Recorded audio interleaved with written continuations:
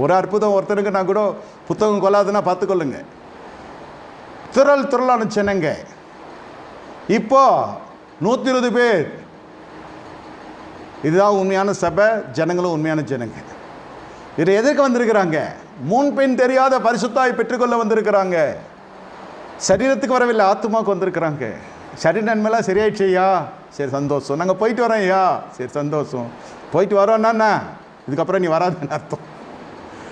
போயிட்டு திரும்பி உண்மையிலே வரான்னு வச்சுக்கோங்க, அவனை கர்த்தர் என்ன செய்கிறார்? இன்னொரு பலத்தை காற்று வருகிறது. கர்த்தருடைய ஆவியானவர் சொல்லுகிறார், நீ இன்னொரு அற்புதத்தை பெறப்போகிறாய். ஜூன் மாதத்தில் இன்னொரு அற்புதம் நடக்கும். மே மாதத்தில் ஒரு அற்புதம் பெற்றிருக்கலாம், நான் பெற்றேன். நான் உங்களை இடத்துல சொல்லுகிறேன், என் பிள்ளைகளால் நல்ல மதிப்பெண்ணில் தேர்ச்சி பெற்றாங்க. அது ஒரு அற்புதம். இப்போ ஜூன் மாதத்தில் இன்னொரு பெரிய ஒரு பாறை நிற்கிறது. அந்த மாமலையை நகற்றணும், அட்மிஷன்.